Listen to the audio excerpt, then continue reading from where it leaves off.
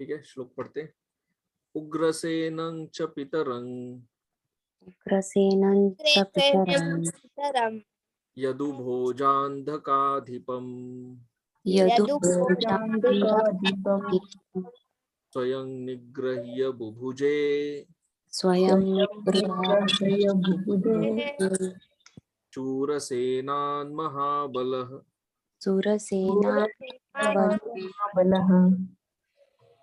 उग्रसेनं च पितरं उग्रसेनं च पितरं यदुभोजान्धकाधिपं यदुभोजान्धकाधिपम् स्वयं निगृह्य बुभुजे स्वयं निग्रह्य बुभुजे शूरसेना महाबलः। शूरसेनान् महाबलः। मैं बोलूं? हाँ बोल बोल। उग्रसेनं च पितरं यदुभोजान्धकाधिपं स्वयं निग्रह्य बुभुजे भुजे शूरसेना महाबलः। Very good. शब्दार्थ। उग्रसेनम उग्रसेन को च तथा पितरम अपने पिता को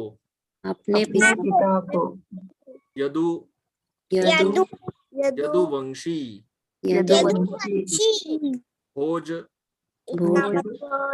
भोजवंशी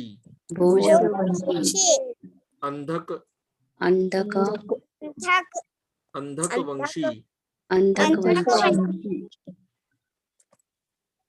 अधिपम राजा को स्वयं निगृह्य दमन करके बुभुजे भोग किया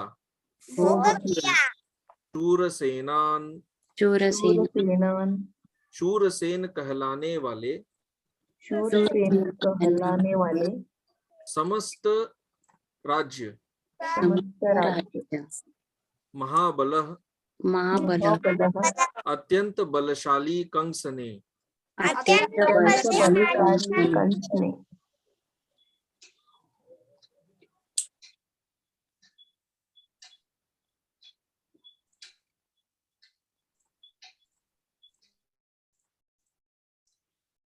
श्रीमद् भागवतम दशम स्कंध प्रथम अध्याय श्लोक 69। अनुवाद एवं तात्पर्य श्रील प्रभुपाद द्वारा अनुवाद। उग्रसेन के अत्यंत बलशाली पुत्र कंस ने अपने पिता तक को, जो यदु भोज तथा अंधक वंशों का राजा था, बंदी बना लिया और शूरसेन नामक राज्यों का शासन स्वयं चलाने लगा। तात्पर्य। शूरसेन नामक राज्यों के अंतर्गत मथुरा भी सम्मिलित था। इतना ही है।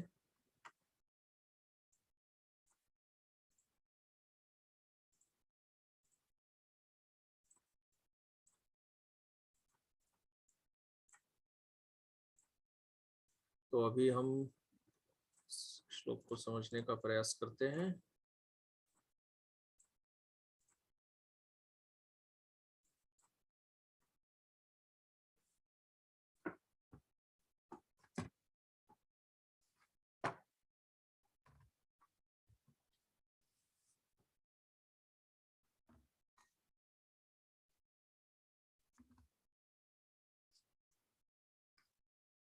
यदु भोजांधकाधिपम। तो यहाँ कह रहे हैं यदु भोजांध मतलब 3 कुलों का बात कर रहे हैं। यदु कुल, भोज और अंधक। यदु भोज अंधक आदि के अधिपति, अधिपति मतलब उनके राजागण, यदुओं के, भोजों के और अंधकों के। और पितरम उग्रसेनंच, पितरंग अर्थात अपने पिता उग्रसेन को भी उनको भी क्या किया, निगृह्य कारागार में डाल दिया। किनको? यदुकुल के राजाओं को, भोज के, अंधकों के, यहां तक कि अपने पिता उग्रसेन को भी कारागार में डाल दिया। किसने? महाबलशाली कंस ने स्वयं शूरसेनान, और शूरसेन नाम का उस समय जो जनपद था, जो एरिया था, उस राज्य का वह स्वयं उस पे राज्य करने लगा। बुभुजे, स्वयं उस पर राज्य करने लगा। उनके पिता राजा थे वास्तव में। उग्रसेन पिता को तो राजा को कारागार में डाल दिया और स्वयं राज्य करने लगा। अच्छा, तो अभी यहाँ पर क्या बताया जाता है कि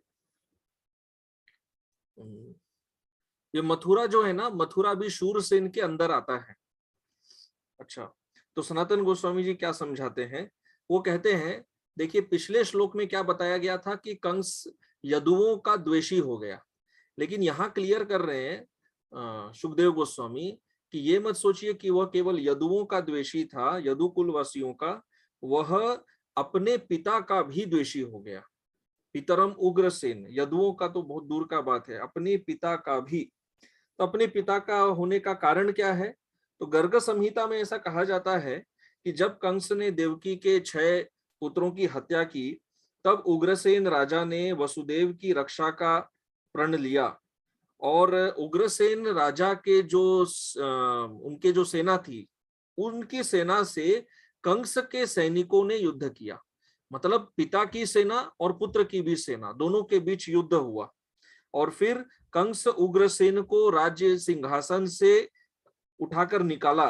राज्य सिंहासन पर बैठे हुए उनको सिंहासन से हटाया और उनको कारागार में उसने बंद कर दिया और स्वयं सिंहासन पर जाकर बैठ गया। ऐसा गर्ग संहिता में बताया जाता है। अच्छा, तो अभी यहाँ पर एक और पॉइंट ये है कि ये जो यदु है ना, यदु में बहुत वैरायटी होते हैं, बहुत प्रकार के यदु होते हैं, जैसे कुकुर वगैरह ऐसे होते हैं। यहाँ पर मूल रूप से जो 3 सबसे महत्वपूर्ण वंश हैं उनका बात किया जा रहा है, यदु, भोज और अंधक, क्योंकि ये 3 सबसे महत्वपूर्ण है। जबकि यह भोज और अंधक ये दोनों भी यदु के अंदर ही आते हैं। ये जो भोज और अंधक है ये यदु के ही भाग है, फिर भी ये बहुत महत्वपूर्ण है, इसलिए इनको अलग से बताया जा रहा है। हाँ, बहुत महत्वपूर्ण है ये दोनों। और मथुरा यहाँ पर इसलिए नहीं बोला जा रहा है, ऐसा भी बोल सकते थे कि कंस ने मथुरा पर राज्य किया, क्योंकि शूरसेन मथुरा वो एक ही है। सनातन गोस्वामी ऐसा कहते हैं, एक ही है, इसलिए वो यहाँ पर शूरसेन बोले हैं।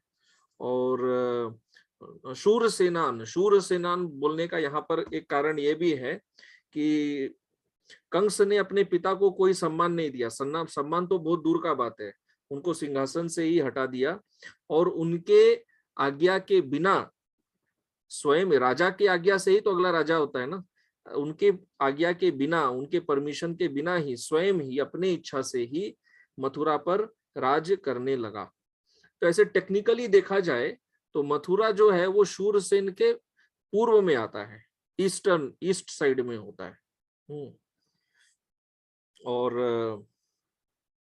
वल्लभाचार्य जी ऐसा कहते हैं कि यादव में 6 कुल होते हैं, यादव में 6 रहते हैं। अभी 6 का नाम नहीं दिया हमको, एग्जैक्टली पता नहीं कौन से 6 हैं, पर जो मेन है वो है ये यदु, भोज और अंधक। तो वो कहते हैं, ये एक इंपॉर्टेंट पॉइंट है कि उग्रसेन अपने राजा को सिंहासन से हटा के कारागार में डालने की क्या आवश्यकता थी, क्योंकि कंस को उग्रसेन से भी खतरा हो गया था। कंस को यह भय हो गया था कि उग्रसेन उनके पिता ही उनके दुश्मन हो गए हैं और वे कभी भी उस पर हमला करवा सकते हैं, उसको बंदी करवा सकते हैं। इसलिए कंस ने अपनी शक्ति से अपने पिता को पहले ही बंदी करवा दिया, ऐसे समझाया गया है।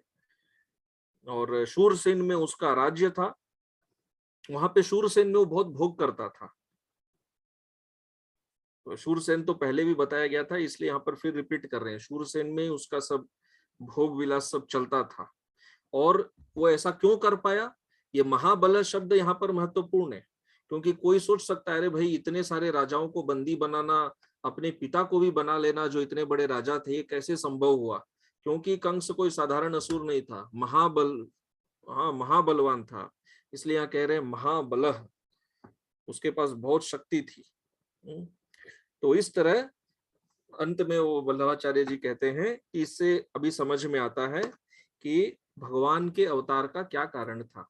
इस तरह के राजा लोग उस समय राज्य करते थे, जो सब देवताओं के भक्तों के विद्वेषी थे। इसलिए भगवान का अवतार होना अब अवश्यंभावी हो गया था, अब अवतार का समय आ गया है। क्योंकि कंस की जो अत्याचार है वो अभी अपनी सीमा पार कर रही है।